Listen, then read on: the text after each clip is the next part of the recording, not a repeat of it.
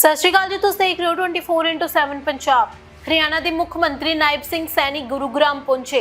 उद्योग विहार दी नाथ रोड बन गई। इस समय की गल है कि इस खस्ता हालत वाली सड़क का नाम उद्योगपतियों ने रखा सी। इस सड़क का नाम नाथ रोड रखा गया सी। अज इस सड़क नूं मॉडर्न स्ट्रीट वजों जानिया जाएगा। मुख्यमंत्री हरियाणा की पहली आधुनिक सड़क ते सैर करने लई गुरुग्राम के उद्योग विहार पहुंचे। पहला यह सड़क अनाथ सी, पर हुण सड़क नूं सनाथ दे नाम दिता गया है। हरियाणा की सब तो आधुनिक स्ट्रीट बनाई गई है। अज सीएम सैनी ने गली नंबर 7 का उद्घाटन करना सी, पर पहलगाम विच होए अतवादी हमले कारण इसका उद्घाटन नहीं किया गया। सड़क ते तुर के ही वापस आए सीएम सैनी। उद्योगपतियों ने सरकार के सहयोग नाल सड़क तैयार की। मुख्यमंत्री ने कहा कि असीं अतवादी हमलियां तो नहीं डरदे, अतवादियों नूं ढुकवां जवाब दिता जाएगा। प्रभावित परिवारों प्रति मेरियां हमदर्दियां।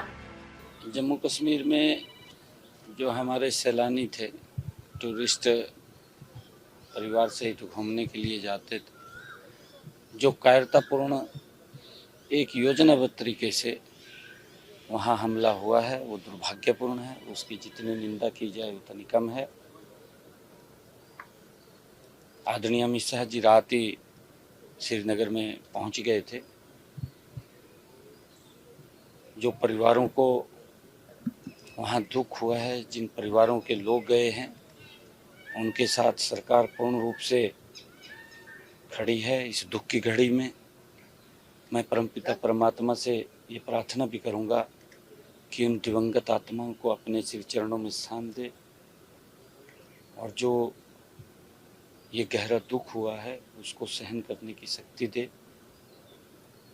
परंतु जो लोगों ने ये कायरतापूर्ण इस घटना को अंजाम दिया है, वो कोई बचेगा नहीं।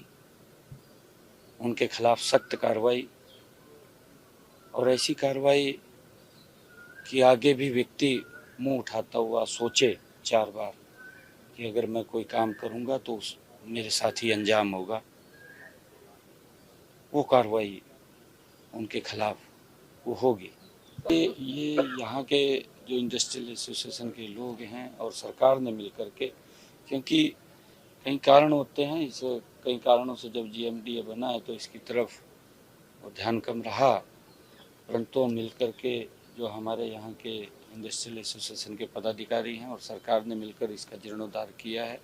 मैं सभी यहाँ के स्थानीय जो लोग हैं जिन्होंने इसमें अपना योगदान दिया, चाहे वो आर्किटेक्ट था, चाहे वो इनको एकजुट करके एक तरफ ले जाने का काम उन्होंने किया है।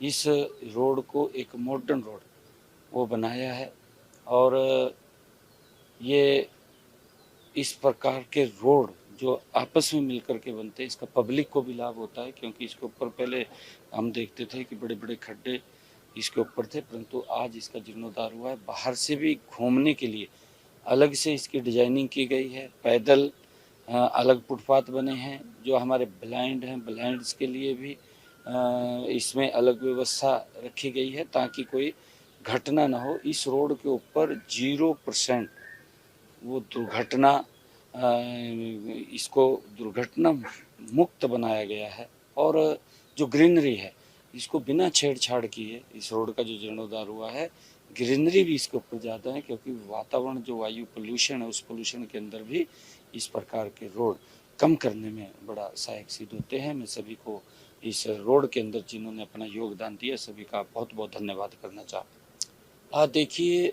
संविधान बचाओ तो कांग्रेस ने जब कितने बार उससे छेड़छाड़ हुई, इमरजेंसी लगी थी, तब उन्होंने अपनी यात्रा निकालनी चाहिए थी, क्योंकि संविधान को कुचला गया था। किस प्रकार से भ्रष्टाचार हुआ था उस टाइम, उसी संविधान का ही वो किस प्रकार से उसकी अवहेलना की गई थी, उन्होंने तब यात्रा निकालनी चाहिए थी।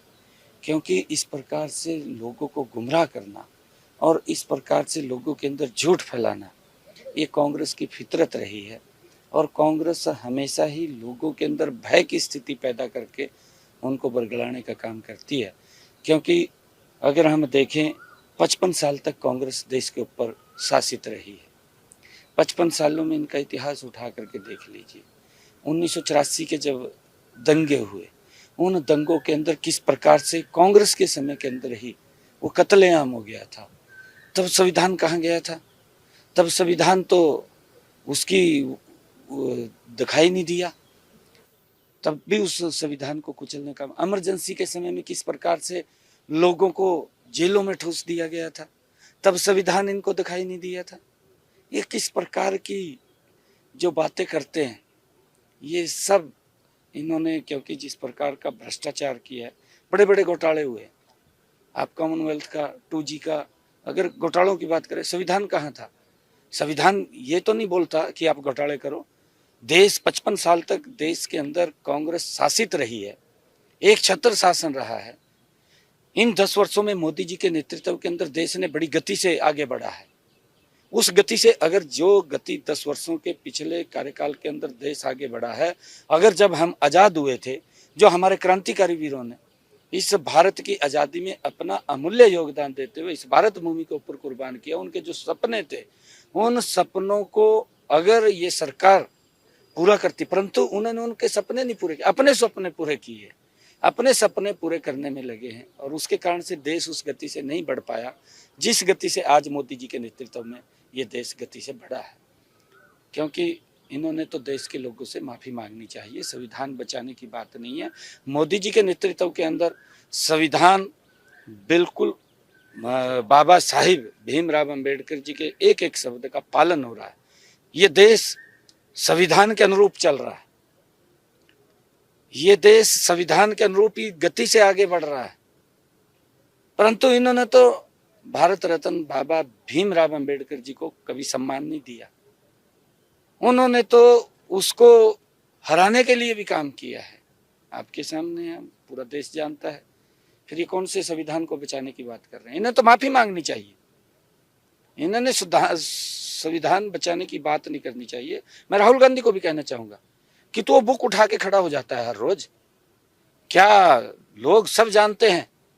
लोगों को मालूम है, लोगों को यह भी मालूम है कि संविधान में क्या क्या लिखा हुआ है, एक एक बात का मालूम है। परंतु इस प्रकार का झूठ फैलाना, ये आप इसको बंद करिए और देश से माफी मांगिए कि हमने देश के अंदर जिस गति से काम करना चाहिए था उस गति से काम नहीं करना किया और हम भ्रष्टाचार की तरफ ज्यादा ध्यान दिया। इसी कारण से देश के लोगों ने कांग्रेस को बाहर कर दिया है। माफी मांगनी चाहिए इनको।